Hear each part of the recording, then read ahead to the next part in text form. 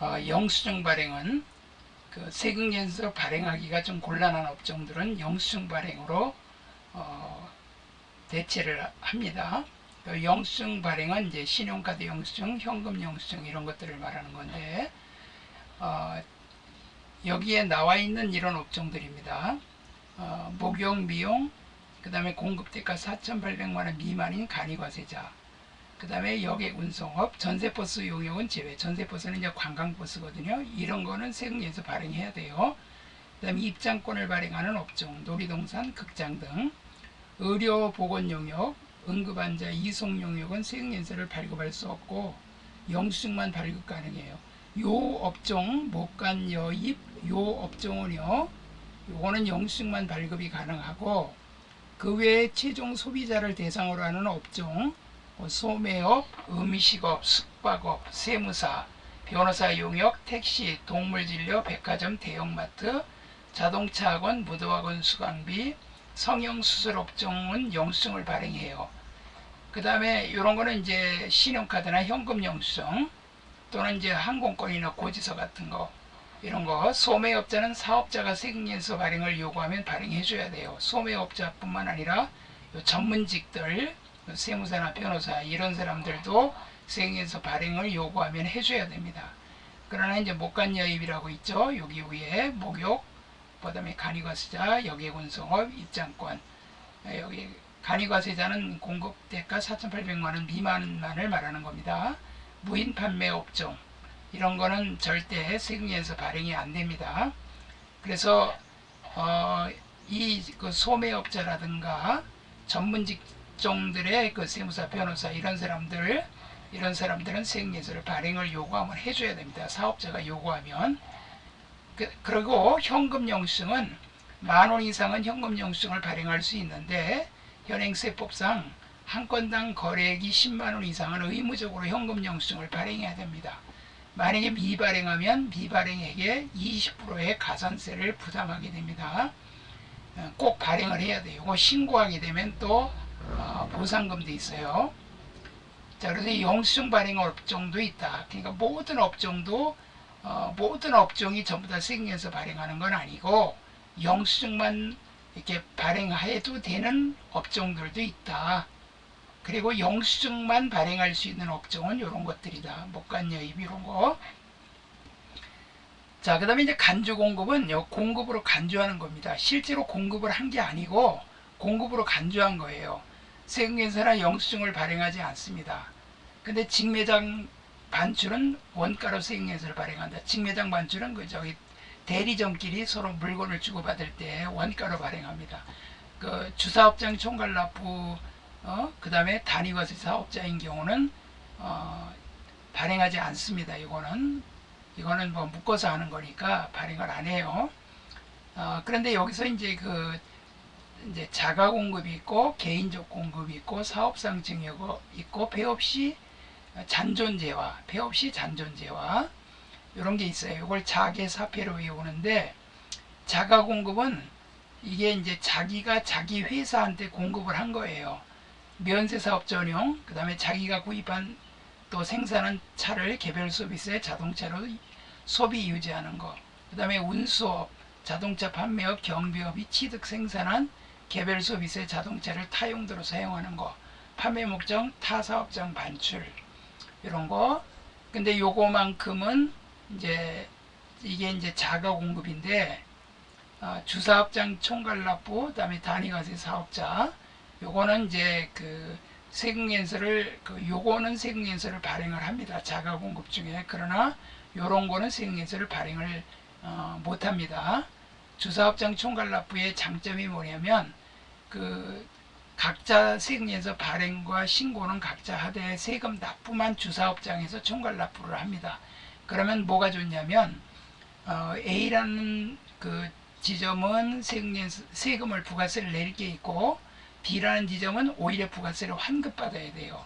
그 환급받으려면 시간이 많이 걸리거든요. 다 그 다음 달 25일 날 신고하면 그때로부터 15일 조기 환급이 그래요.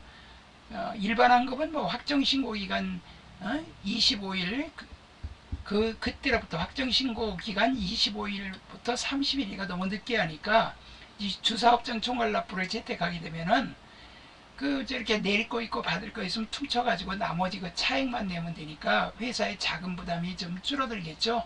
그래서 이런 걸 많이 채택합니다. 단위과세 사업자는 사업자 등록번호 하나만 가지고 전 기업이 전 지점, 본점 지점이 다 이걸 사용하기 때문에 이런 건 이제 편의상 이제 채택하는 회사들이 많이 있어요. 자, 요 회사는 생계에서를 발행을 못해요. 요거 채택하는 데는. 그러나 그냥 일반적으로 직매적 만추는 원가로 생계에서를 발행합니다. 근데 여하튼 이 간주 공급은 공급으로 간주하는 건데 자가 공급, 자기가 자기한테, 자기가 자기 회사한테 파는 거다. 회사가 회사 자기한테 파는 거고, 이거는 개인적 공급은 개인한테 공급한 거예요. 대표이사나 임원들이 회사에 그 물건을 가져갔어. 그러면 그 회사의 물건은 원래 그 팔아야 돼요. 매장에서 팔아서 부가세를 받아가지고 세무서에다 세금을 부가세를 내야 되는데 개인이 가져가 버렸어요. 팔질 않고. 그래도 파는 거와 똑같이 세금을 내야 됩니다. 세금연서 발행은 못하지만 세금을 내야 돼요. 그 다음에 사업상 증여. 이거는 증여를 하는 거예요. 거래처한테 증여하든가. 이것도 팔아야 될 거를 증여했기 때문에 매출액 시가의 10%. 항상 요거는 시가로 계산합니다. 시가의 10%를 세금을 내야 됩니다. 매출세액으로 간주를 하는 거예요. 그 다음에 폐업 시 잔존재화. 폐업할 때 남아있는 잔존재화. 그러니까 매입세액을 이제 공제받았던 그 잔존재화가 남아있으면 이거를 팔아야 되는데 폐업하는 바람에 이제 팔지를 못하잖아요. 그래도 이거를 갖다가 거기에 시가의 10%를 부가세, 매출세액으로 해서 세무서에 세금을 내야 됩니다. 이들은 모두 공급으로 인정되어 부가세를 내야 됩니다. 그러나 예외로 간주 공급이 아닌 것은 원재료 및 기술 개발 시험용으로 사용하거나 수선 및 사후 무료 서비스로 소비하거나 AS 우리가 해주는 거 부품 같은 거 그런 것들 말하는 거예요. 불량품 교환, 진열용 반출, 그 다음에 이제 사업을 위하여 종업원의 실비 변상, 복리후생, 작업복, 작업모, 작업화 등, 그 다음에 창립기념일, 생일, 경조사, 명절 선물, 직장 체육회로 1인당 연 10만원 이하입니다. 요거 동그라미요. 10만원 이하의 재화를 지급하는 경우에 10만원 이하까지는 간주공급으로 안 보고 10만원 초과되는 부분만 간주공급으로 봅니다. 그 다음에 이제 견본품 제공, 광고물 제공, 특별재난기부금, 물품 등은 간주공급이 아닙니다. 이건 부가세를 매출세액을 계산해서 세무서에 내는 건 아니에요. 그래서 간주공급은 자계사폐로 그렇게 외우십시오. 이제부터는 이제 좀 부담이 없는 것들이에요. 납세이지. 그럼 납세이지는 이제 사업장이거든요. 어디에서 부가세를 내느냐? 법인은 등기부상 소재지, 개인은 주된 사무소, 업무 총괄장소. 그 다음에 건설업, 운수업, 부동산 매매업 이런 거는 법인은 등기부상 소재지, 개인은 업무를 총괄하는 장소. 자, 이게 뭐냐면 이제 등기부상에 우리 회사는 어디에 소재하고 있다. 그러면 그 관할 세무서에다가 내는 겁니다. 그 부가가치세를. 제조업은 제품을 완성하는 장소, 광업은 광업사무소. 그 광업이 탄광이죠. 광업사무소. 그 다음에 그 빨간색으로 해놓은 거는 좀 헷갈리기 쉬운 거예요. 부동산 임대업. 자, 부동산 등기부상 소재지. 이거 꼭 외워두세요. 그러니까 부동산 임대업은 부동산의 등기부상 소재지입니다. 소득세는 그 사람 주소지에다 내지만 부가가치세는 주소지가 아니라 등기부상 소재지입니다. 그 다음에 무인자동 판매기는 업무 총괄장소. 여러분들 보면 뭐 버스터미널이라든가 지하철이라든가 이런데 자판기들 있잖아요. 그 자판기는 거기가 사업장이 아니고 그 업무를 총괄하는 장소예요. 그 다음에 비거주자 외국법인. 한국에 거주하지 않고 외국인이 잠깐 나온 사람. 외국법인의 국내 사업장이나 또는 주소지나 거소지, 사업장이 없는 경우, 사업장이 없으면 그 사람의 주소나 거소, 임시거처. 그 다음에 재화의 공급으로 보지 않는 거, 이거 한번 앞에 설명했죠. 담보의 제공. 담보 제공한 거는 뭐 물건 나간 게 아니잖아요. 포괄적 사업 양도. 사업을 통째로 양도했어. 그럼 이거는 부가세 안 냅니다. 일부만 이렇게 양도하면, 뭐, 기계나 뭐 이런 것만 양도하면 부가세를 내야 됩니다. 조세의 물납, 세금을 물건으로 납부한 거. 공경매로 재화의 양도. 공매나 경매. 공매는 한국자산관리공사에서 세금 안 낸 거를 세무서가 압류하면 그거를 공매 처분합니다. 그 다음에 경매는 그 채권자들이 경매를 신청해서 이렇게 재화의 양도. 이런 거는 뭐야? 뺏기는 거잖아, 그냥. 그러니까 이건 뺏기는 거니까 이거는 재화의 공급이 아니에요. 하치장. 하치장이 창고예요. 이리 집어넣는 거는 재화의 공급을 안 봐요.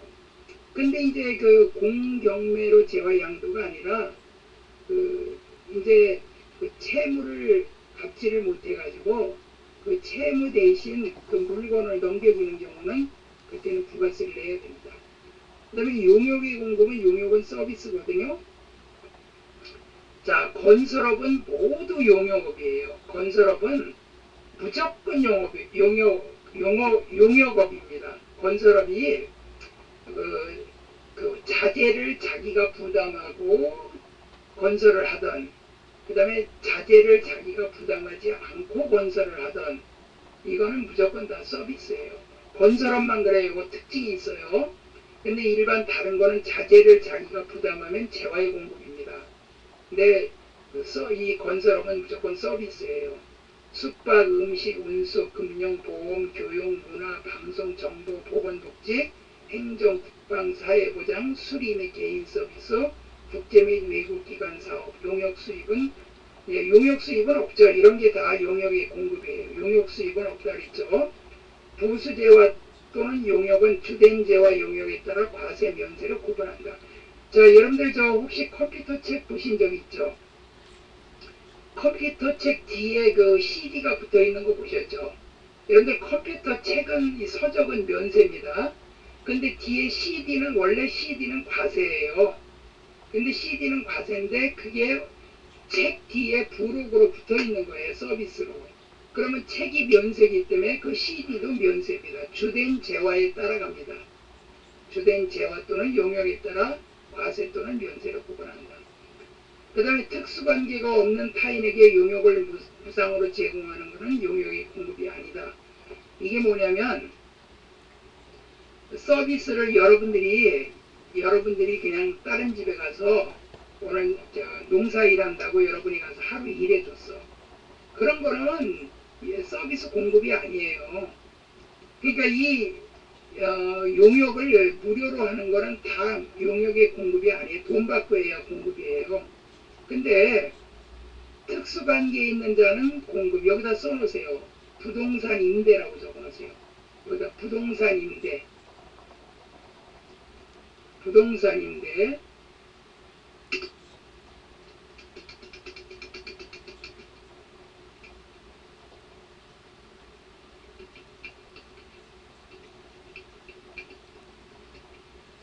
그 다음에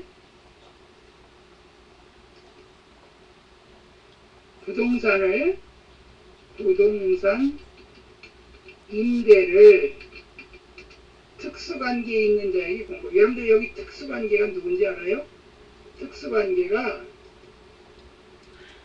여러분들 그 형제라든가 부모라든가 회사 같으면 이제 주주나 임원이나 그런 사람들을 말하는 거예요. 그래서 특수관계가 없다는 거는 그냥 일반인들을 말하는 거고, 특수관계가 없는 거는 일반인들을 말하는 거고, 특수관계가 있는 사람은 그 주주나 그 다음에 회사에 관련 있는 그런 임원이나 그 다음에 형제자매. 자, 여러분들이 그 부동산을 하나 가지고 있는데 그 상가를 동생한테 이건 네가 그냥 공짜로 써. 자, 그러면 돈 받은 게 없잖아요. 그러니까 이게 용역의 공급이 아니에요. 그렇지만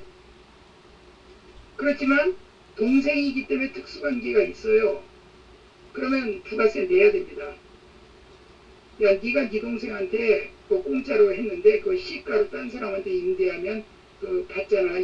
저 임대료에 10% 받잖아. 그러니까 동생한테도 10% 부가세는 받아가지고 부가세 내라 그럽니다. 그러니까 부가세를 내야 됩니다. 동생한테 너 부가세는 내야 돼 그러고 해줘야 돼요. 그렇지 않으면 여러분들이 만약에 공짜로 상가를 이렇게 빌려줬다 하면은 여러분들이 부가세까지 내야 됩니다. 그러니까 특수관계가 있는 사람한테는 이 부동산 임대 같은 경우는 부가세를 낸다는 거 기억해 주세요. 그 다음에 재화의 공급 시기. 재화가 언제 공급을 한 걸로 보느냐.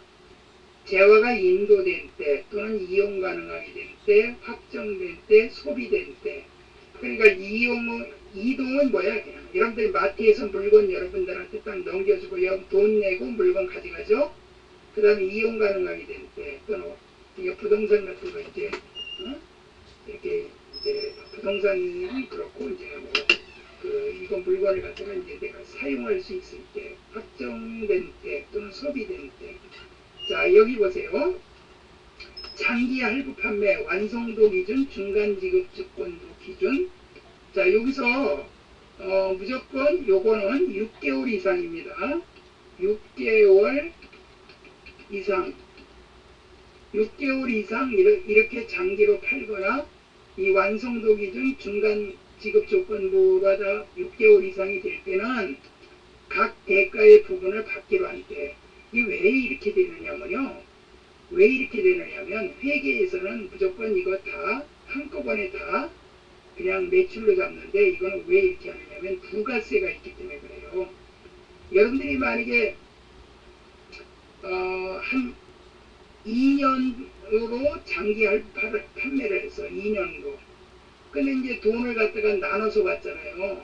근데 한꺼번에 그걸 갖다가 파는 걸로 잡게 되면 거기 10% 부가세 내면 2년치 부가세를 돈도 안 받았는데 세무서 갖다 내게 되면 회사 자금사정이 문제가 되잖아요. 그러니까 각 대가를 받기로 한 때, 그러니까 돈을 할부금 받을 때 그 받은 거의 10%만큼을 부가세를 내면 되는 거니까 세부담을 좀 줄여주기 위해서 자금사정, 회사가 자금이 잘 안 들어가면 그 회사가 폐업할 수도 있어요. 자, 그 다음에 반환 조건부, 그 다음에 동의 조건부는 조건이 성취될 때. 이게 뭐냐면 여러분 마음에 들면 써보고 마음에 안 들면 반환하세요. 그러잖아. 동의에 여러분들이 쓰겠다고 동의를 한 경우 그러면 그런 조건이 성취될 때 매출로 잡는다 이거예요. 공급 시기는 언제 매출로 잡느냐. 그래서 그때 부가세를 받은 걸로 한다 이 소리예요. 기한부 판매. 자, 일주일간 기간을 드리겠으니까 일주일 내로 써보시고 마음에 안 들면 반품하고 마음에 들면은 사십시오. 그래서 일주일이 딱 기간이 경과됐어. 그러면 이제 그 사람 사겠다는 거죠. 기간이 경과돼 확정될 때. 재화의 가공계약. 자, 가공계약은 뭐냐면 물건을 가서 이렇게 만들어 가져와라 하고 하청을 준 거예요. 근데 가공재화를 인도한 때 이제 다 가공을 해가지고 이렇게 넘겨줄 때 하청을 주면 그 하청 받은 사람이 물건을 만들어 가지고 인도할 때입니다. 뭐 완성된 때가 아니에요. 인도한 때죠. 그 다음에 요것도 특이해요. 무인 판매기에 의한 재화의 공급. 재화를 꺼낼 때 여러분들 자판기에서 커피 빼먹으면 원래는 언제 매출이에요? 동전을 여러분이 딱 집어넣고 커피 빼먹을 때가 매출이죠? 근데 사람이 없어. 무인 판매기에 사람이 없으니까 어떻게 돼요? 언제 팔았는지 모르잖아. 그러니까 그 자판기에서 돈을 꺼낼 때, 자판기에서 돈을 꺼낼 때 매출로 잡는다 이 소리예요. 이거 이해가시죠? 요새는 저 무인 판매가 많이 생긴답니다. 여러분들 그 동네에 아이스크림 파는 건 무인 판매 그 아이스크림 판매 업종이 많이 생기죠. 그 다음에 이제 뭐 요새 로봇 무인 판매기에 의한 재화의 공급, 재화를 꺼낼 때 수출 재화를 국외 반출 및 중개무역 방식의 수출 재화의 선적일 또는 기적일, 선적일 동그라미 치세요. 국외에 반출한다. 외국에 수출할 때는 재화를 배에다가 실는 그 날짜가 바로 매출로 잡는다 이거예요. 그 날짜에 부가세를 받은 걸로 본다 이거예요. 그래서 그 해당되는 그 신고 기간에 신고를 해서 신고 납부해야 돼요. 위탁 가공무역 방식의 외국 인도 수출, 재화가 인도된 때. 여기 지금 여기 지금 재화에 가공자 들어갔죠? 가공가 인도고 여기도 가공자 들어갔죠? 그럼 인도된 때 물건을 이렇게 넘겨줄 때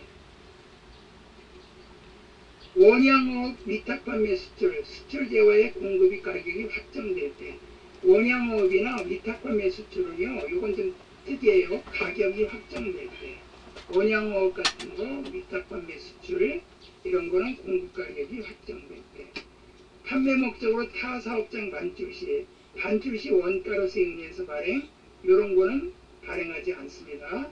대손세액 공제는 확정 신고 시에만 공제받을 수 있다. 그 대손세액 공제는 뭐냐면 우리가 외상으로 파는 거나 어음대금이 이제 부도가 나갖고 못 받게 됐어요. 그러면 이거는 그 외상으로 팔거나 그 어음을 받거나 여하튼 그 속에 부가세가 10%가 포함이 돼 있다고. 그 외상으로 팔았더라도 거기 10% 부가세까지 있어. 근데 부가세를 내봐요. 억울하잖아요. 아니 외상값도 띠꼈는데 외상값 띠꼈는데 부가세까지 세무서에 내라 그러면 여러분들 무슨 돈을 내야 되겠어요? 말도 안 되죠? 그러니까 대손세액을 공제해 줍니다. 근데 이거는 확정 신고 시에만 공제해 줘요. 그러니까 이제 4월부터 6월 말 또는 10월부터 12월 말 이때만 공제받을 수 있어요. 그리고 이거는 조건이 있어요. 부도 확정일로부터 6개월이 경과되고 난 뒤에 확정 신고 기간이에요. 그 다음에 소멸시효 완성시 일반 채권은 소멸시효가 10년입니다. 이건 민법에 정해져 있어요. 그 다음에 일반 상사채권은 5년 또는 3년 그 다음에 그 각각 같은 거는 1년이에요. 그리고 기간이 다 좀 달라요. 자, 그래서 이렇게 재화의 공급 시기를 공부하셨고요. 부가가치세 일반 환급은 확정 신고기간으로부터 30일 내내 환급받는다. 자, 이 환급이 일반 환급은 30일이에요. 확정 신고기간. 굉장히 늦게 받아요. 근데 조기 환급은 수출 등으로 영세율이 적용될 때 사업 설비를 확장 신설하거나 확장 증축한 때는 이때는 조기 환급을 받아요. 사업자의 재무구조 개선을 이행을 하고 있는 경우 매입건이 발생한 날이 속하는 달의 다음 달 25일까지 쉽게 말하면 그냥 매달 받을 수 있어. 매달. 이번 달에 이게 환급받을 게 생겼다. 그러면 이제 다음 달 25일 날 신청을 해요. 그러면 그때로부터 15일이야. 그러면 한 다음 달에 25일 날 신청하면 8월 10일쯤 받을 수 있지. 이내로 환급받아. 매달 신청 가능.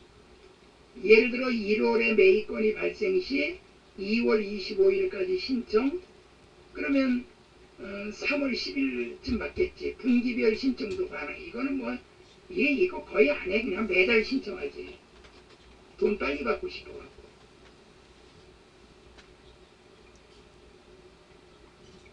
그 다음에 용역의 공급 시기.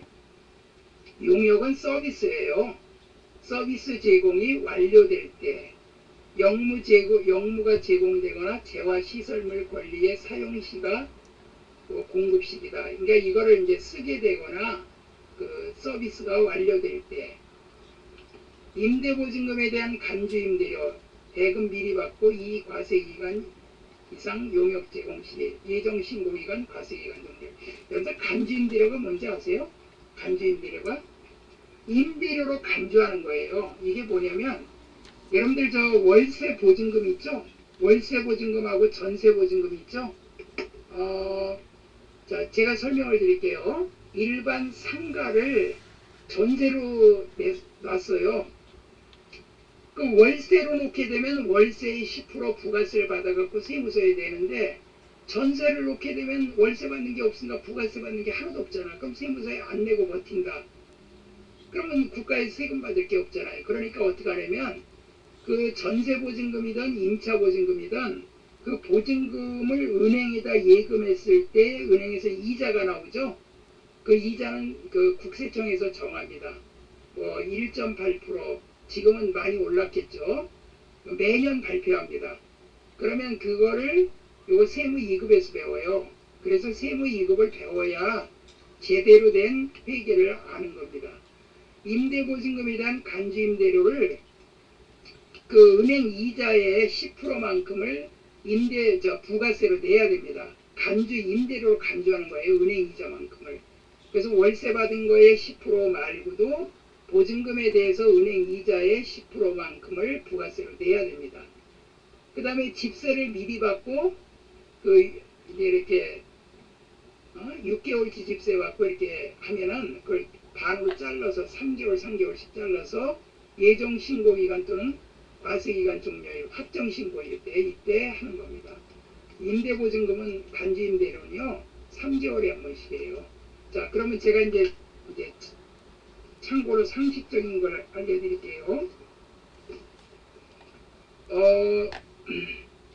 일반 상가는요 간주임대료 무조건 계산합니다.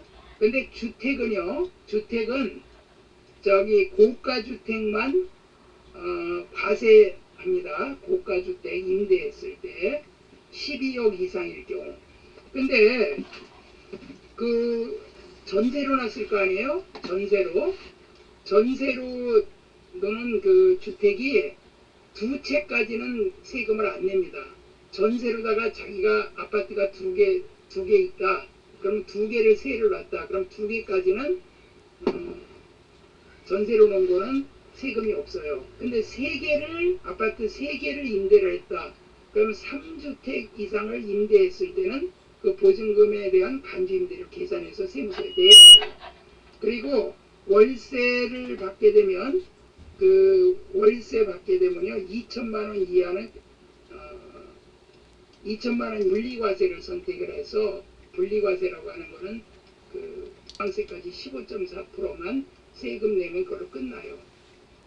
그래서 2천만 원 초과되면 이제 종합과세를 해야 되고 5월달에 신고해야 됩니다.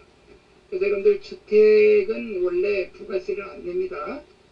월세 사는 사람한테 부가세까지 내라 그러면 국민들이 난리 나겠죠. 그래서 월세는 부가세가 안 붙습니다. 근데 이제 소득세는 그 건물주는 돈이 많은 사람이니까 소득세는 내야 됩니다. 12억 이상 주택에 대해서는 원래 9억이었는데 12억으로 올라갔어요.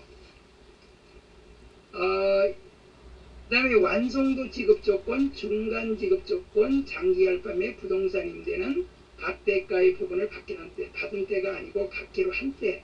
아까 여기 앞에서 한 거하고 똑같아요. 돈을 받을 때마다 그때마다 매출을 잡고 거기에 10%를 내야지 한꺼번에 부가세를 내면 안 돼요. 폐업 전에 공급한 재화 또는 용역의 공급 시기가 폐업일 이후에 도래하는 경우는 폐업일이 공급시기다. 하여튼 폐업일이라고 알면 돼요. 여기 앞에서 그 간주공급 앞에서 했었죠. 여기 폐업시 잔존재화 폐업시예요. 폐업시. 사업상 증여는 증여시, 개인적 공급은 사용소비. 자, 그 다음에 수정세금연소. 세금연소를 수정해서 발행하는 거예요. 정정사유 발생 시 재발급 즉 재화의 환입이나 해제, 금액의 가감시. 여러분들 이제 물건을 팔았다가 물건이 빠꾸되어 오잖아요.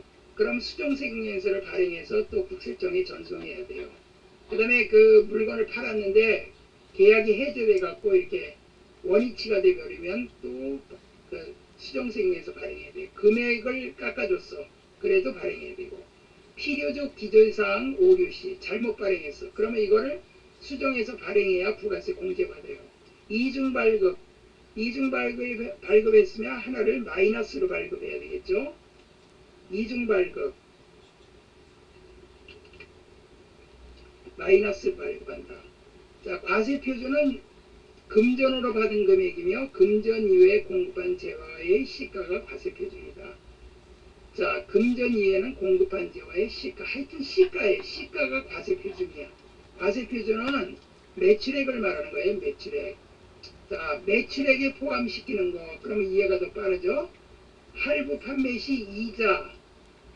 여러분들 할부로 팔면 좀 비싸게 받죠? 그 이자, 대가의 일부로 받은 포장비, 하역비, 운송비, 상제보험, 개별소비세, 주세, 교통세, 교육세, 농어촌 특별세, 해당액 이런 거는 과세표준에 다 포함돼요. 이 물건 팔을 때 세금이 굉장히 많아요. 그러니까 이런 거 다 포함해가지고 이런 매출액으로 잡고 여기 10% 부가세 냅니다. 근데 과세표준에 포함하지 않는 것은 매출액 차감하는 것들, 환입이나 매출 할인, 매출의 놀이. 뭐 이거 당연히 매출에서 빼는 거잖아. 그 다음에 부가가치세는 당연히 포함이 안 되는 거고, 공급받는 자에 도달하기 전에 파손, 훼손, 멸실, 재화의 가격. 당연히 물건 팔았는데 그게 망가졌어. 근데 그걸 어떻게 매출로 잡아요? 그거는 다시 빠꾸돼 올 거니까 그거는 과세표준에 포함시키면 안 돼요. 그 다음에 요거 연체이자 동그라미 치세요. 연체이자. 연체이자 동그라미 치세요.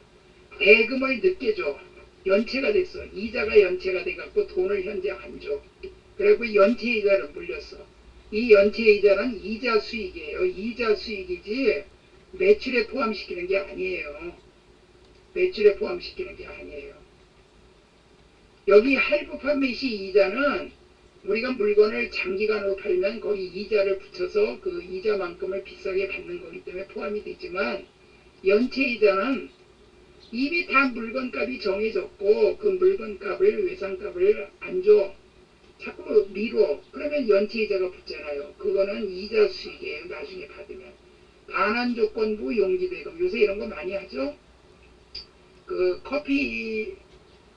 커피숍에서 그 용기 그 반환하면 이렇게 돈 주고 이거 반환하시오.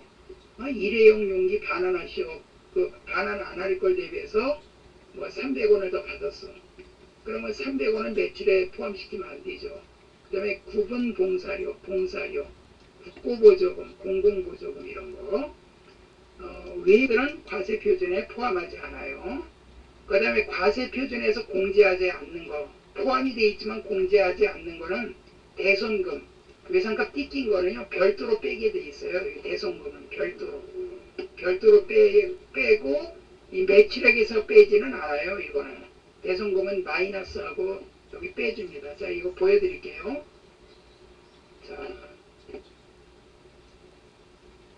자, 여기 이제 부가가치세.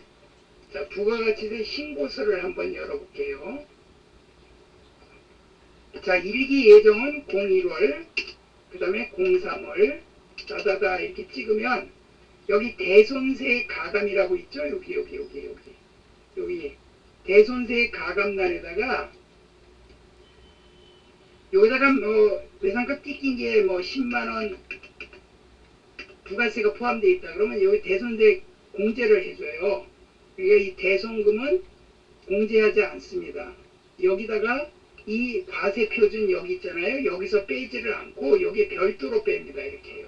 그래서 이렇게 빼고, 판매 장려금은 그냥 수입이에요. 그냥 수입. 그래서 이거는 여기서 빼지를 않아요.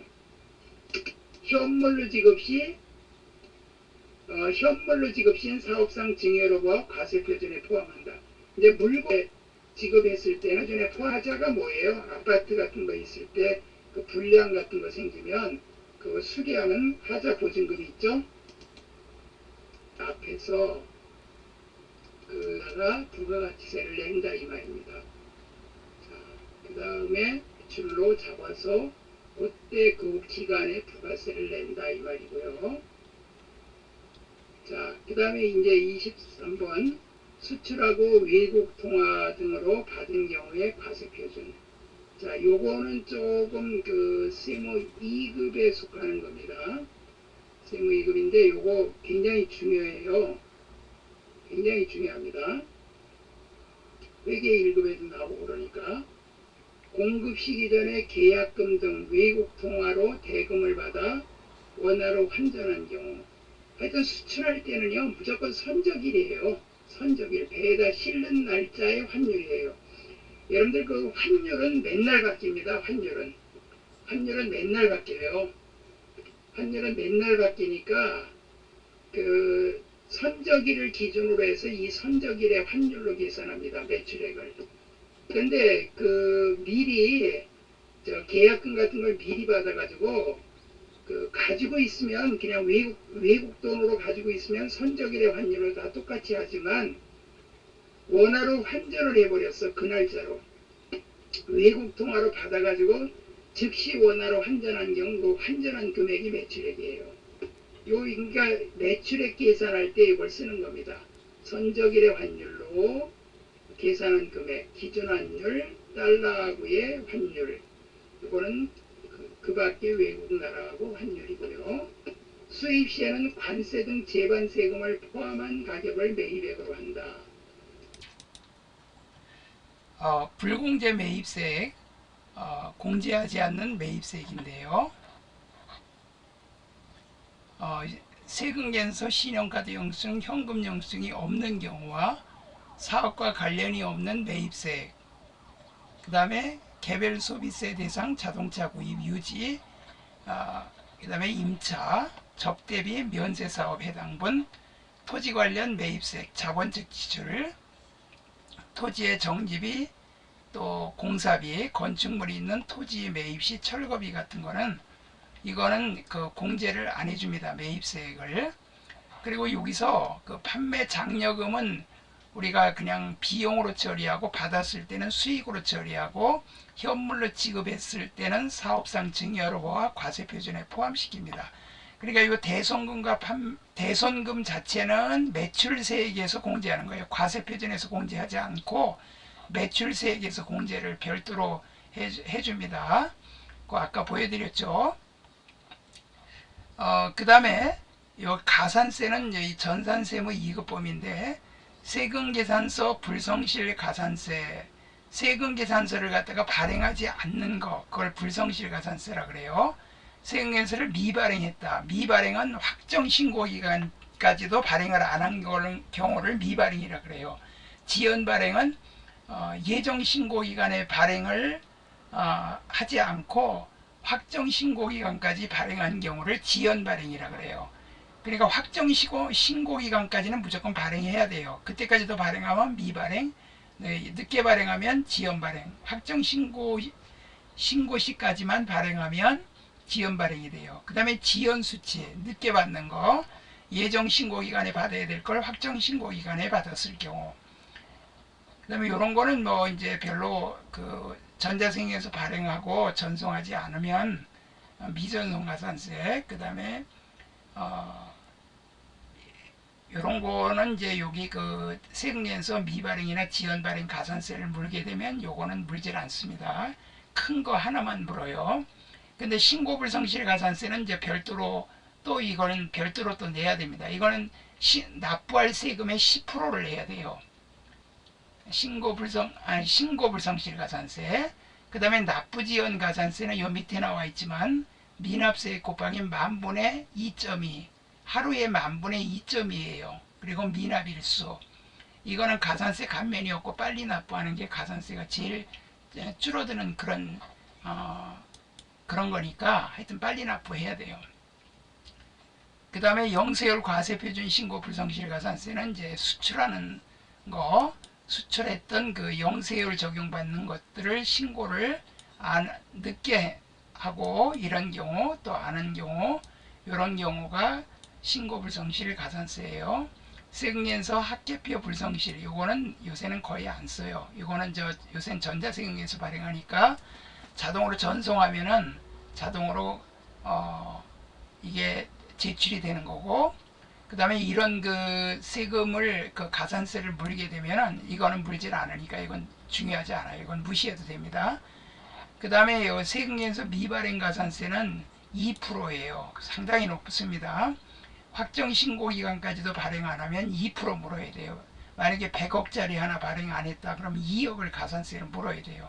그 다음에 지연발행, 늦게 발행했거나 전자로 발행을 해야 되죠. 근데 이거를 종이로 발행하면 1%, 그 다음에 늦게 수취하면 0.5%. 이건 가산세 감면은 없어요. 왜냐하면 이거는 세금연서를 갖다가 이렇게 발행 안 하거나 늦게 발행하면 이거는 완전히 과표를 숨기는 거기 때문에 이거는 가산세 감면 없어요.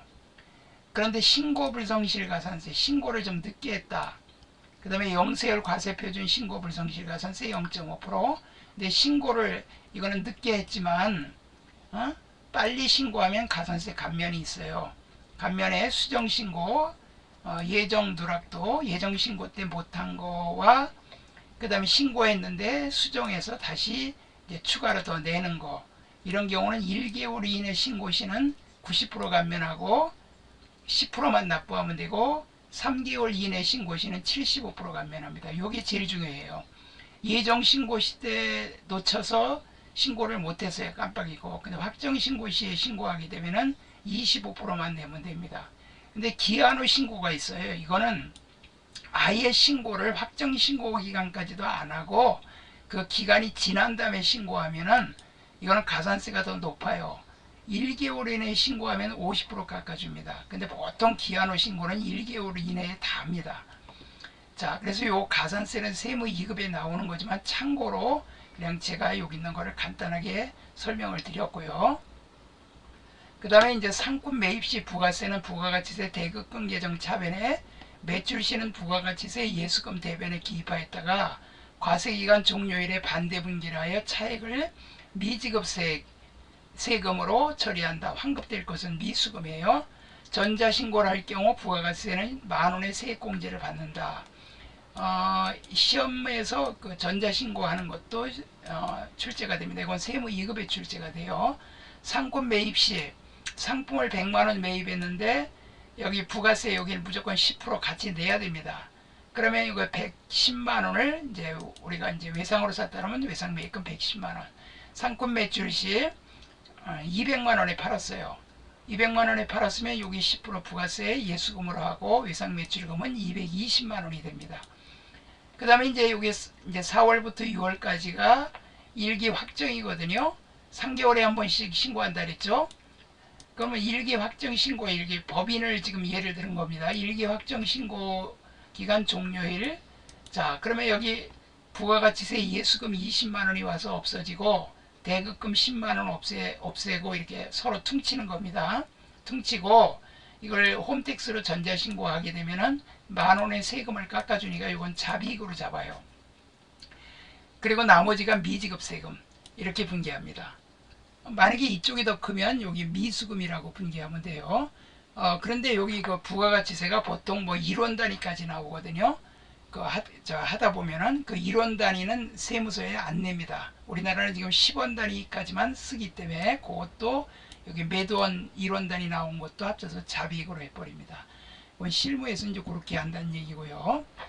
그 다음에 이제 그 6월 말일날 이렇게 확정 신고기간 종료일 때 이렇게 마감을 해서 이 분계를 서로 반대 분계를 해서 낼 세금을 이렇게 분계를 해놨다가 실제로 이제 7월 25일 날 부가세 신고서를 이제 갖다 제출하면서 세금을 갖다가 냈습니다. 그럼 미지급 세금이 없어지고 현금이 나갑니다. 보통예금 주면 보통예금 나가고. 그런데 이거는 부가세가 이제 공제되는 경우입니다. 상품이나 뭐 원재료나 뭐 제품 매출 이런 것만 해당이 되고, 매입세액이 공제되지 않는 불공, 개별 소비세 대상, 비영업용 차량, 구입 유지 비용 지급 시는 해당 계정에 가산한다. 그러니까 그 자동차 같은 거는 1000cc까지는 우리가 그 부가세가 공제가 됩니다. 화물차라든가 경차 1000cc까지, 1000cc 이하 자동차, 그 다음에 배달용 오토바이 이런 거는 125cc 미만 이런 오토바이는 부가세가 공제가 되지만, 그건 왜냐면 화물차도 영업이 필요한 거고, 그 다음에 경차도 영업에 필요한 거면 경차를 갖고도 얼마든지 업무를 볼 수 있기 때문에 1000cc 이하, 그 다음에 9인승 이상 승합차도 부가세 공제를 해줍니다. 그러나 여기 2000cc거든요. 이거 큰 차예요. 이건 개별 소비세 대상, 특별 소비세, 비영업용 차량. 여기서 영업용 차량이라고 하는 것은 택시 회사의 택시, 그걸 말하는 거예요. 택시회사의 택시는 영업에 쓰잖아요. 비영업용은 택시회사에서 사장이 타고 다니는 거나 그 뭐 부장이 타고 다니거나 이렇게 그 택시처럼 영업을 하는 게 아니라 비영업용이라는 뜻입니다. 그래서 개별 소비세 대상 자동차 그러면 2000cc 3천만 원이 교입하고 부가세 10%와 함께 현금으로 지급했다. 그러면 차량 운반고가 3,300만 원이 돼요. 여기 그 10%를 여기다 가산해 버립니다. 부가세 대급금이라고 이렇게 분개를 안 해요. 대급금이라고 분개를 한다는 건 나중에 공제를 이렇게 받는다는 뜻이거든요. 그러니까 그렇게 안 합니다. 가산해야 돼요. 이렇게. 그리고 현금 3,300. 그 다음에 이제 2000cc 승용차 차량 유지비, 기름값, 수리비, 심지어는 뭐 그 이거 말고도 뭐 세차비 같은 거 있다. 하여튼 뭐 부가세 냈다 그러면 이 부가세는 무조건 다 가산합니다. 차량 유지비에다가 현금, 차량 유지비 이렇게. 모든 복식복이 의무자나 업무전용 자동차 보험에 가입해야 승용차 관련 비용을 회사 경비로 인정받을 수 있다. 요거는 이제 회사가 그 자동차를 갖다가 개인적으로 쓰면서 회사 비용으로 처리하는 걸 막기 위해서 업무전용 자동차 보험에 가입을 해야 경비로 인정을 해준다는 얘기입니다. 이거는 부가세하고 직접 관련 있는 건 아니에요. 부가세가 공제되지 않는 비영업용 개별 소비세 대상 자동차란 1000cc 초과되는 거, 모든 승용차, SUV 차량. 그러나 1000cc 이하 경차, 화물차, 9인 이상 승합차, 125cc 이하 오토바이, 그 다음에 택시회사의 택시, 렌터카, 무인경비 차량의 구입 유지 비용은 부가세가 공제됩니다. 세금 혜택을 받으면 메인 매출 전표 입력 시 유형을 과세로 입력합니다. 그 다음에 과세 표준과 매출세, 아까도 설명했지만 대손금, 대손상각한 띠낀 거, 대손금과 판매장려금, 하자보증금은 공제하지 않습니다. 그 다음 매출에너리 환입, 매출할인은 과세 표준에서 공제를 합니다. 그 다음에 이 과세 유형은 메인 매출 전표 작성 시에 설명을 하는 거고요. 요 불공만 잘 요거 기억을 해두세요. 그 다음에 공급 시기가 지난 후 1년 이내에 발급되어 받은 세금에서는 매입세액을 공제받을 수 있다. 1년 이내, 이건 좀 약간 세법이 좀 완화를 시킨 거예요. 착오로 인하여 선발급된 세금에서는 공급 시기가 6개월 이내에 도래하면 매입세액을 공제를 받을 수 있어요. 미리 발급한 세금에서도 1년 내까지 수정 발급이 가능합니다. 수정 세금에서 발급이 가능해요. 선발급 세금에서는 7일 이내 대가를 받은 경우 와 동일 과세기간 내 공급 시기가 도래하는 경우 세금에서 발급 시기가 공급 시기로 간주된다. 조기 연급받은 경우는 30일 이내. 그 다음에 요거는 그 과세는 방금 전에 설명했고요. 불공도 설명했죠. 직전 연도 공급가액이 3억 미만인 개인 사업자가 전자세금에서를 발급한 경우에도 전자세금에서 발급 전송 시 한 건당 200원, 100만원 한도 내에 세액 공제가 됩니다. 요거는 한시적으로 요때까지만 해줍니다. 개인 사업자 전자세금에서 발급한 경우. 그 다음에 법인과 요 7월 이후 법인과 2023년 7월 이후에 직전 연도 공급가액이 1억 이상인 개인, 그 다음에 7월 내년 그러니까 24년 7월 1일 이후는 8천만 원 이상인 개인 사업자는 여기가 개인 사업자입니다. 그러니까 이제 법인하고 개인 사업자. 근데 개인 사업자는 바로 요 1억 그 다음에 24년은 8천만 원 이상 요렇게 요건 1억 이상 요런 데는 전자세금에서를 발급해야 돼요. 사실상 24년도 7월 1일 이후는요 개인 사업자는 100% 다 전자세금에서 발급해야 됩니다. 간이과세자 4,800만원 초과 8천만원 공급대가 4,800만원 초과 8천만원 미만 개인 간이과세자는 종이로 발급을 할 수가 있지만 그냥 일반 개인 과세자는 무조건 다 전자세금에서 발급해야 됩니다. 이거 안 하면 가산세 무는 거죠. 납부지형 가산세 1인당 방금 전에 설명했죠. 하루당 만분의 2.2. 그런데 요게 이제 납부지연 가산세는 체납세액이 150만원 미만은 면제가 됩니다. 국세는 부가세 국세죠. 그러니까 체납세액이 150만원 미만은요, 요 하루당 2.2씩 그 가산세 무는 거를 안 물어요. 그 다음에 부가가치세 조기 환급 기간은 신고일로부터 15일, 그 다음에 일반 환급은 확정 신고 기간 후 30일 이내, 예정분은 이제 상계 처리하고, 이렇게 요 15일과 30일을 기억해 두세요. 대손세액은 매출세액에서 차감하지 과세표준에서 차감하는 게 아니에요. 신용카드, 현금영수증 매입세, 의제 매입세, 재활용, 폐자원 등 매입세액은 공제가 됩니다.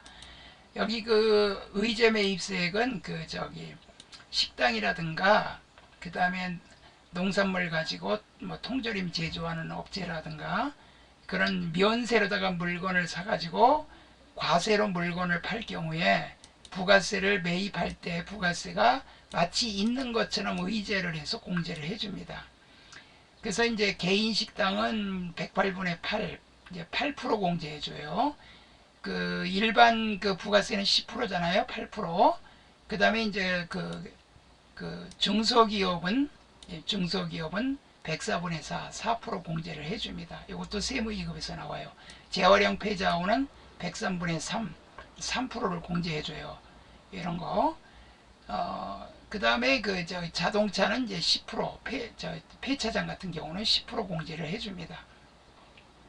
간주공급, 자계사폐와 간주임대료는 과세표준에 포함을 시켜야 됩니다. 4번 기타란에 입력이 됩니다. 부가세 신고서 4번 기타란에 입력이 됩니다. 그 다음에 이제 이론 기출문제입니다. 현행 부가가치세법에 대한 설명으로 가장 거리가 먼 것은 해당 과세기간 중 이익이 발생하지 않았을 경우 신고하지 않아도 된다. 신고해야 됩니다. 이익이 났던 손해가 났던 무조건 신고해야 돼요. 그 다음에 부가세 부담은 최종적으로 소비자가 부담하는 거예요. 최종 소비자가. 그러니까 이거는 부가세 신고 납부 의무는 사업자가 하지만 최종 부담은 소비자 여러분들이 하는 겁니다. 영리의 목적의 유무에도 불구하고 사업상 독립적으로 재화를 공급하는 자는 납세 의무가 있습니다. 뭐 지방자치단체, 국가도 계속적으로 물건을 사다가 팔고 마진을 붙여서 팔면은 그 부가세를 세무서에 납부해야 됩니다. 정부기관도, 일반 지자체도 마찬가지고요. 일반 가세자 내수용 과세거래에 대해서 원칙적으로 10%의 단일세율이 적용한다. 우리나라는 지금 10%예요. 다음 중 부가가치세법상 사업자 등록의 정정사유가 아닌 것, 이런 건 다 그냥 사업자 등록증 변경 이렇게 해서 신고하면 그 자리에서 사업자 등록증 새로 발급해 줍니다. 또 개인이 대표자를 변경한 때, 그러니까 개인이 뭐 증여에 의해서 대표자를 바꾼다, 남편이 하다 부인한테 바꿨다, 이런 경우는요 완전히 폐업 사유입니다. 기존 건 폐업하고 새로 이제 사업을 개시하는 것처럼 해서 사업자 등록증을 새로 발급받습니다. 이것도 그 자리에서 바로 발급해 줍니다. 부가가치세법상 예정신고 납부에 관한 설명이다. 가장 옳지 않은 것은 개인 사업자에게 징수해야 할 고지세액이 30만원 미만이 아니라 50만원 미만인 경우는 징수하지 않습니다. 그러니까 예정신고 납부는 개인과세자는 앞에서 설명을 했지만 그 고지서가 날라옵니다. 개인 사업자는 1년에 예정신고 6월 말, 그 다음에 12월 말 두 번이에요. 근데 그때로부터 25일 후, 그러니까 1월 25일 날 확정신고하고 납부만 하면 되고, 그 앞에 1월부터 6월까지 그거는 고지서가 날라옵니다. 근데 고지서가 날라오는데 그 예정고지할 금액이 50만원 미만이면 49만 9,999원이면 49만 9,990원이면 고지하지 않고 확정신고 시대 납부하면 됩니다. 30이 아니라 50이에요. 예정신고기간 종료일 25일 이내 신고 납부.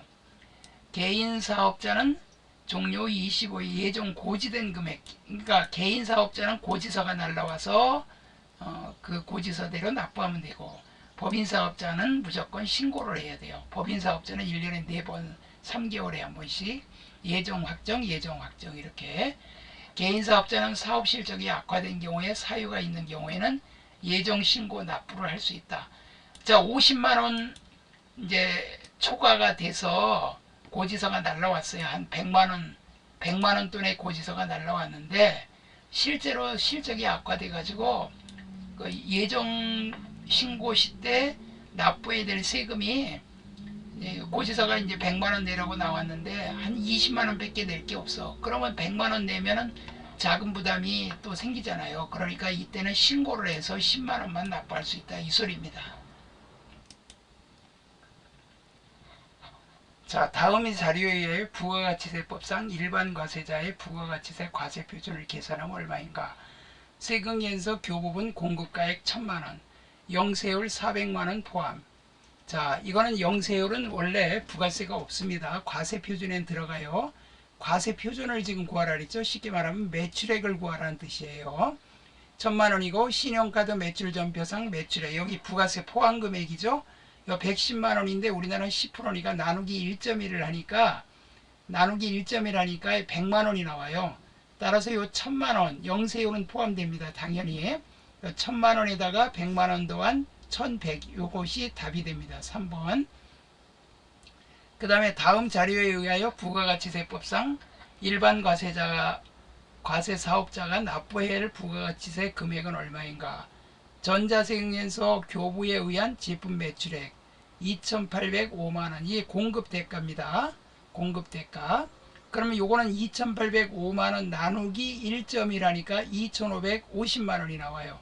차액 255만원이 매출시 받은 부가세다. 여기다가 255만원 쓰세요. 납부해야 될 부가세니까 요 매출세액이라고 쓰시고 255만원 요 옆에다 쓰세요. 그 다음에 이제 여기서 이 매출세액인데 매출세액이 더 이상 없고 이제 요건 원재료 매입액인데 부가세 별도니까 300만원에 10%인 30만원을 마이너스 30을 쓰세요. 요 밑에다가 마이너스 30. 그 다음에 소형 화물차는 당연히 공제해 주겠죠. 부가세 별도니까 요거 10%인 150만원 또 마이너스 150만원. 그 다음에 거래처 선물 구입, 이거는 공제가 안 되죠. 공제가 안 되니까 이거는 제외하고, 그래서 255만원에서 30만원 빼고 요거 300의 10%인 30만원 빼고, 여기 매출세금 공급대가가 포함된 거니까 부가세가 포함된 거니까 나누기 1.1에서 2,505만원은 그 매출액이고 그 차액 255만원이 매출세액이에요. 그 255만원에서 요거 10%인 30만원 빼고 요 1,500의 10%인 150 빼니까 75만원이 납부할 세액입니다. 그 다음에 6번 부가가치세 매입세액으로 공제되는 것은, 자, 부가가치세 매입세액으로 공제되는 것은 기계부품 제조업자가 원재료 매입하고 신용카드 매출 전표를 수취한 경우 당연히 공제가 되겠죠. 원재료 매입한 거니까 원재료 매입한 거니까 공제가 됩니다. 근데 농산물 배추 도매업자가 운송용 트럭 면세사업자이기 때문에 공제가 안 돼요. 농산물 배추 이거는 농축수 임산물 사업자는 면세사업자죠. 공제가 안 되죠. 거래처에 접대하기 위하여 선물을 매입하는 경우 접대로다가 매입한 것도 불공제입니다. 비사업자로부터 원재료 매입하면서 세금계수를 수취하지 않으면 증빙이 없기 때문에 공제가 안 돼요. 그래서 1번이 공제가 됩니다. 부가가치세법상 면세 대상에 해당하지 않는 것은, 이 수집용 우편은 그 돈 벌려고 하는 거거든요. 시내버스 이런 건 다 면세입니다. 미가공 식료품, 교육용역. 그 미가공 식료품 중에 그 사람이, 이거 식료품은 사람이 먹는 거거든요. 이거는 사람이 먹는 거는 국내산이든 외국산이든 수입산이든 다 면세입니다.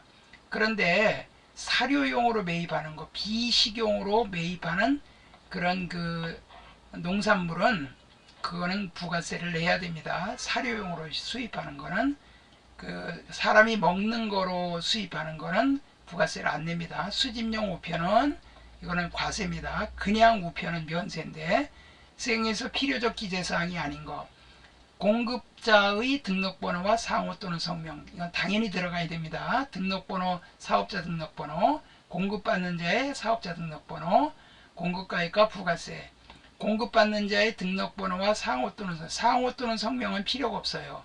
그리고 여기 하나 더 써놓으세요. 작성연월일이 꼭 들어가야 돼요. 공급연월일이 아닙니다. 왜냐하면 한꺼번에 한 달치 1일부터 말일까지를 한꺼번에 묶어서 한 장으로 발행할 수 있기 때문에 공급연월일이 아니라 작성연월일로 할 수 있어요. 다음 달 10일까지 한꺼번에 그 지난달 거를 모아서 발행하고 그 다음날 전송하면 되거든요. 그러니까 10일날 넘어가면은 가산세를 물어야 돼요. 10일날까지는 발행하고 그 다음날까지는 전송해야 돼요. 자, 그 다음에 다음 부가가치세법상 과세거래인 것은 사업자가 사업을 폐업하는데 사업장에 잔존한 재화, 그러니까 폐업 시 잔존재화, 폐업 시 잔존하는 재화.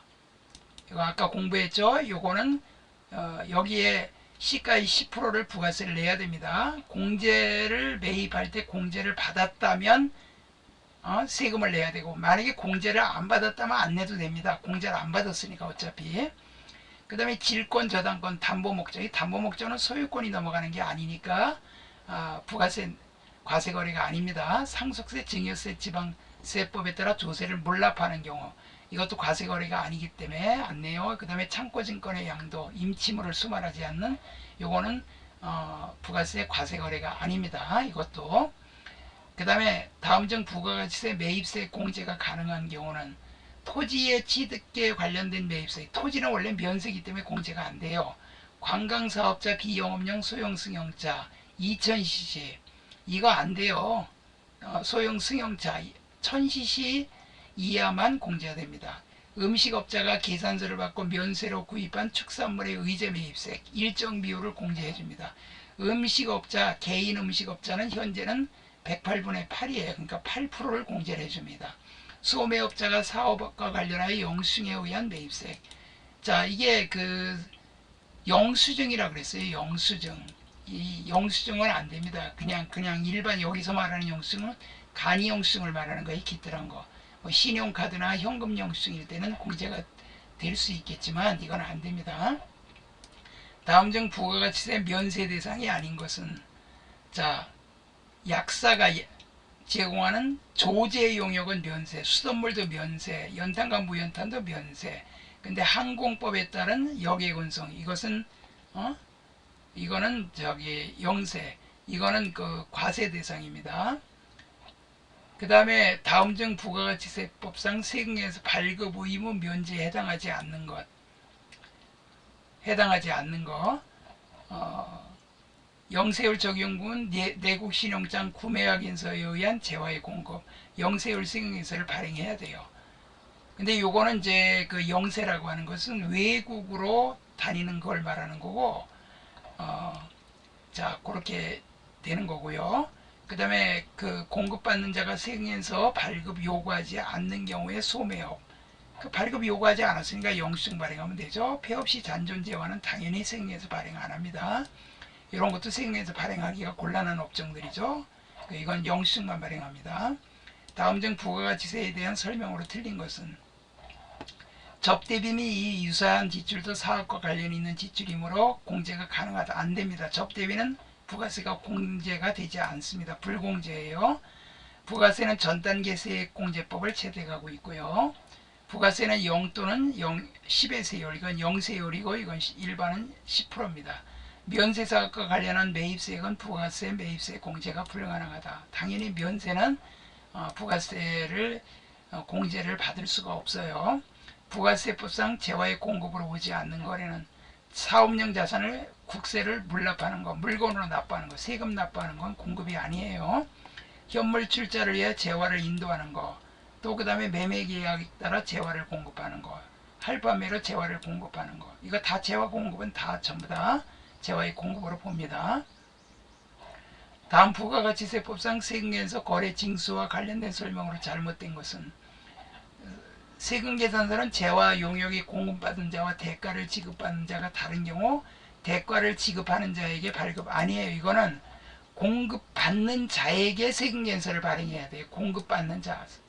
다시 말하면 물건을 사는 사람한테 세금계산서를 발행해야지 대금을 다른 사람이 지급했다가 그 사람한테 발급하면 안 돼요.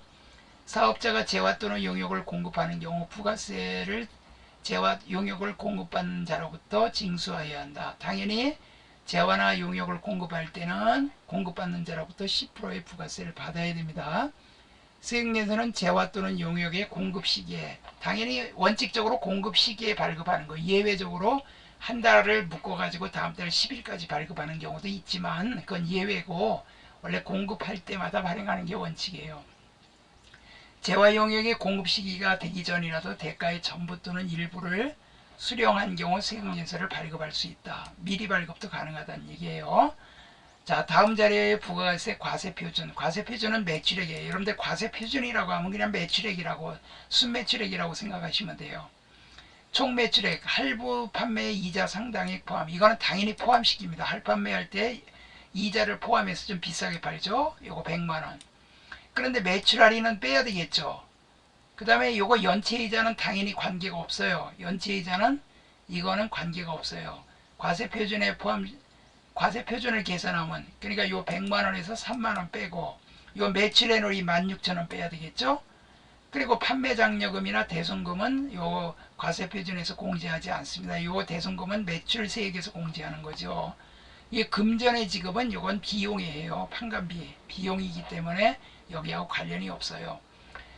오히려 그 판매장려금으로는 물건을 공급할 경우에는, 물건을 공급할 때는 간주 공급을 해서 그거는 과세표준에 플러스를 해줘야 됩니다. 근데 여기서는 100만원에서 매출액을 빼고 매출액을 빼니까 95만 4천원이 됩니다. 부가가치세법상 영세율 적용 대상 중 세액에서 발급 의무가 있는 것은 구매 확인서나 내국 신용장에 의한 것은 수출하는 재화는 세액에서 영세율 세액에서 발급하죠. 직수출하는 재화, 국외에서 제공하는 용역, 항공기 외국 항행 용역, 자, 이런 건 다 영세율입니다. 그 다음에 부가가치세법상 용어의 설명으로 옳지 않은 것은, 사업자란 사업상 영리 목적으로만 독립적으로 재화 또는 용역을 공급하는 자를 말한다. 아니에요. 여기 사업자는 영리 목적뿐만 아니라 비영리라도 독립적으로 재화나 용역을 공급하는 사람은 부가가치세를 납부를 해야 될 의무가 있습니다. 자, 그래서 3번이 틀렸어요. 재화란 재산 가치가 있는 물건 및 권리, 용역이란 재화에 가치가 있는 모든 영무와 그 밖의 행위를 말하고, 일반 과세자는 간이과세자가 아닌 사업자, 간이과세자는 공급 대가가 8천만원 미만인 사업자를 말하죠. 4,800만원 미만은 그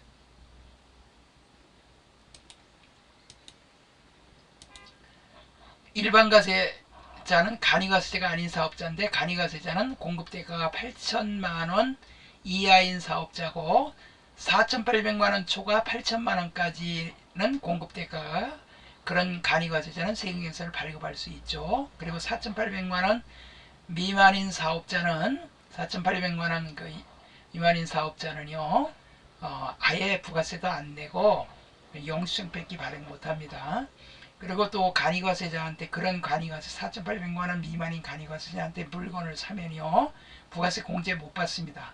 그래서 4,800만원 초과 8천만원까지는 간이과세자는 세금계서를 발행할 수 있게 해서 부가세를 그 매입하는 사람이 공제를 받을 수 있게 해줍니다. 그래야 간이과세도도 물건을 많이 팔 수가 있기 때문에.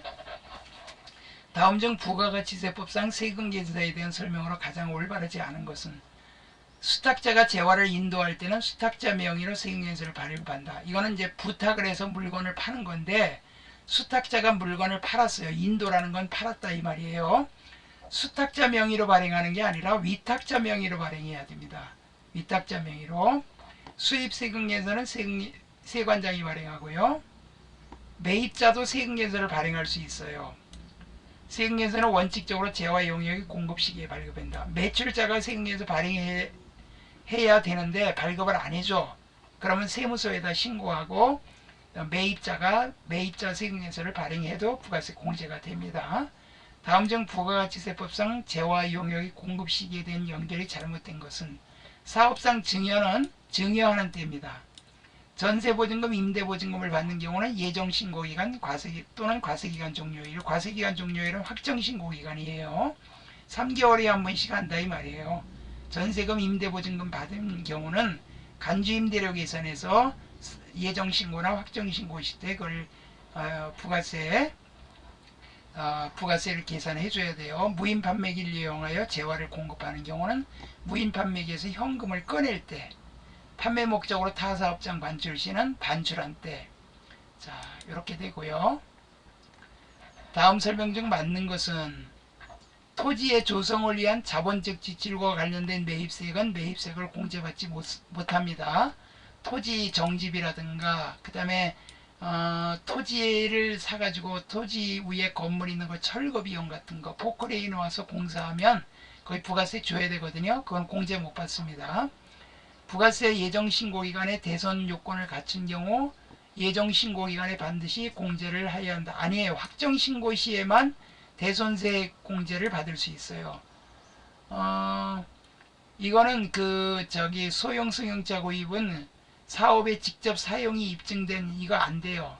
모두 불공제입니다. 1000cc 미만 화물차 9인승 이상 승합차 배달용 오토바이만 공제가 됩니다. 사업에 직접 사용이 입증된 접대비도 공제가 안 됩니다. 부가가치세에 대한 설명으로 잘못된 것은 금전위의 대가를 받은 경우 공급가액은 자기가 공급받은 재화 용역의 시가가 아니라 금전외로 내가 물건을 팔았는데 다른 사람이 돈을 주는 게 아니라 다른 물건으로 줬다. 그럼 그 물건의 시가가 아니라 내가 제공한 금전위의 대가를 받은 경우 자기가 공급한 재화 또는 용역의 시가로 해줘야 돼요. 요게 답입니다. 다음 중 부가가치세법상 면세가 되는 용역이 아닌 것은 면세가 되지 않는 거, 은행업에 따른 금융, 그 다음에 교육, 그 다음에 주택임대, 철도건설에 따른 고속철도, KTX는 이거 부가세 냅니다. 그 다음에 부가가치세법에 따른 재화 용역의 공급 시기에 대한 설명으로 옳지 않은 것은 폐업시 잔존재화의 경우는 재화가 실제 사용하거나 판매된 때가 아니고 폐업시 잔존재화는 폐업시예요. 폐업하는 때다. 공급 시기는 폐업하는 때다. 부가가치세법상 납세지에 대한 설명으로 옳지 않은 것은 무인 판매기를 통하여 재화를 공급하는 사업의 납세지는 무인 판매기를 설치한 장소가 아니라 업무를 총괄하는 장소입니다. 업무를 총괄하는 장소. 영세율에 대한 설명이 다 틀린 것은 국외에서 공급하는 용역에 대해서는 영세율을 적용하지 않는다. 아니에요. 국외에서 공급하는 용역에 대해서도 영세율을 적용합니다. 여러분들 외국에서 건설을 하잖아요. 이번에 사우디에 현대에서 수주를 많이 했다 그러는데 외국에서 건설은 다 용역이거든요. 그런 것도 영세율을 적용합니다. 영세율은 소비지국에 과세하도록 하므로 국제적인 이중과세를 방지하기 위한 제도다. 소비하는 나라에서 세금을 내는 겁니다. 비거주자나 외국법인 국내 거래에 대해서는 영세율을 적용하지 아니함을 원칙으로 하되 상호주의에 따라 영세율을 적용한다. 영세율을 이 사람 비거주자나 외국법인은 국내 거래에 대해서는 영세율 적용을 안 하는데 그 상대방 나라가 적용하면 우리도 적용해줘요. 국내 거래도 영세율 적용이 될 수 있다. 내국 신용장과 구매 확인서에 의한 거는 간접 수출이라든가 국내에서 원재료 매입하는 거 내국 신용장 구매 확인서에 의해서 그럴 때는 영세율 적용이 되죠. 다음 중 부가가치세법상 면세 대상 용역에 해당하는 것은 도서대여 용역, 전세버스 운송 후 관광버스 이거 부가세 내야 됩니다. 꼴통공도 부가세 내야 되고요. 자동차 운전학원도 부가세 내야 됩니다. 부가가치세법상 용역의 공급에 해당하지 않는 것은 자기가 주요 자재 전부 또는 일부를 부담하고 상대방으로부터 인도받은 재화를 가공하여 새로운 재화를 만드는 가공계약에 따라 재화를 인도하는 거. 이거는 자재의 전부 또는 일부를 부담하고 재화를 만들면은 이거는 용역의 공급이 아니라 이건 재화의 공급이에요. 이거는 재화의 공급. 건설업만 용역의 공급입니다. 자기가 주요 자재 전부를 또 부담하고 일부 부담하고 건설 공사를 하면 그건 용역의 공급이지만 그냥 재화를 만들 경우에는 재화의 공급으로 봅니다. 요거는 부담하는 거 이거 용역이라고 나왔죠. 부담하지 않고 단순히 가공만 하는 거 용역 공급. 과학상의 경험, 숙련에 의해 정보를 제공하는 거 용역 공급이죠. 부가가치세법상 세금계서에 대한 설명으로 옳지 않은 것은 세금계서는 월별로 합계하여 발급할 수 있다. 그랬죠? 월별로 합계해서 다음 달 10일까지 발급해야 돼요. 영세율 거래에 대해서는 세금계서를 발급할 수 있다. 세금계서 발급할 수 있는 게 영세율 세금계서, 내국신용장 구매확인서, 재화를 수입하는 사업자는 수입세금계서를 발급해야 된다. 이 수입세금계산서는 세관장이 발행하는 거지 수입하는 사람이 발행하는 게 아니에요. 세관에는 그 부가세만 납부합니다. 필요적 기재사항을 잘못 적은 경우 수정세금계서를 발급할 수 있죠. 일반과세자, 간이과세자에 대한 설명으로 옳은 것은 간이과세도 예정부과기간에 예정신고를 하는 경우도 있죠. 당연히 그 4,800만원 초과 8,000만원 미만의 공급대가인 간이과세자는 예정신고를 해줘야 됩니다. 일반 과세자는 세금계서 관련 가산세를 부담하지만 간이과세자는 가산세가 적용되는 경우가 없다. 자, 이 간이과세자 세금에서 가산세를 신설해서 간이과세자도 가산세를 내야 됩니다.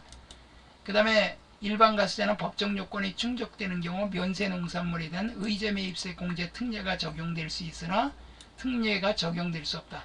간이과세자는요 의제 매입세 공제 절대 못 받습니다. 간이과세자는 세금을 적게 내는 대신 혜택을 또 적게 받아요. 일반 과세자는 매입세액이 매출세액을 초과하면 환급받을 수 있지만 간이과세자는 매출세액이 공제세액보다 작아도 환급세액이 없어요. 이런 게 이제 간이과세자의 이제 불이익이죠. 간이과세자는 세금을 조금밖에 안 내지만 대신 이런 불이익이 있다는 거예요. 그 다음에 다음 중 부가가치세법상 세금계서 및 영수증 발급 의무 면제 대상이 아닌 건 다른 사업장의 판매 목적으로 반출되어 공급되는 공급으로 의제되는 재화. 이거는 여기 세금계서를 발행해야 돼요. 단 주사업장 총괄 납부 및 단위과세 사업자가 아닌 경우는 발급을 해야 됩니다. 이런 경우는 발급 안 해요. 용역의 국외 공급 발급 면제입니다. 무인 판매기 발급 면제입니다. 부동산 간주임대료도 발급 면제입니다. 부가가치세법은 대손세액 공제와 관련된 설명으로 옳지 않은 것은 대손세액 공제는 일반 과세자에게 적용되며 간이과세자에는 적용되지 아니합니다. 간이과세자는 혜택이 없어요.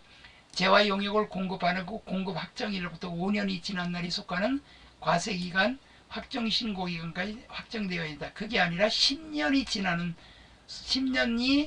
지난 날이 속하는 과세기간에 대한 확정신고기간까지 대손이 확정이 되어야 한다.